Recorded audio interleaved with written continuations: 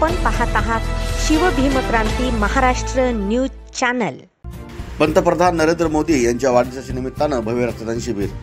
परभणी देशाचे प्रधानमंत्री नरेंद्र मोदी यांच्या वाढदिवसाच्या निमित्तानं भारतीय जनता पार्टीच्या वतीने सेवा पंधरवडा निमित्ताने विविध उपक्रम राबवण्यात येत आहेत। याचाच एक भाग म्हणून भारतीय जनता पार्टी परभणी ग्रामीणच्या वतीने भव्य रक्तदान शिबिर 17 सप्टेंबर रोजी पालकमंत्री मेघना बोर्डीकर यांच्या संपर्क कार्यात घेण्यात आले। या रक्तदान शिबिराचे उद्घाटन परभणीच्या पालकमंत्री मेघना बोर्डीकर यांच्या हस्ते करण्यात आलं।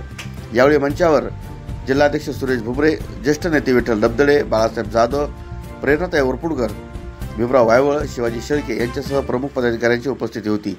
भारतीय जनता पार्टीच्या वतीने नरेंद्रजी मोदी यांच्या वाढदिवसाच्या निमित्तानं या सेवा पंधरवड्या निमित्ताने विविध उपक्रम राबवण्यात येत आहेत। आयोजित करण्यात आलेल्या रक्तदान शिबिराला उत्स्फूर्त प्रतिसाद मिळाला। पाहूयात सविस्तर वृत्तांत शिवभीमक्रांती महाराष्ट्र न्यूज निर्भीड निपक्ष वृत्तवाहिनीवर।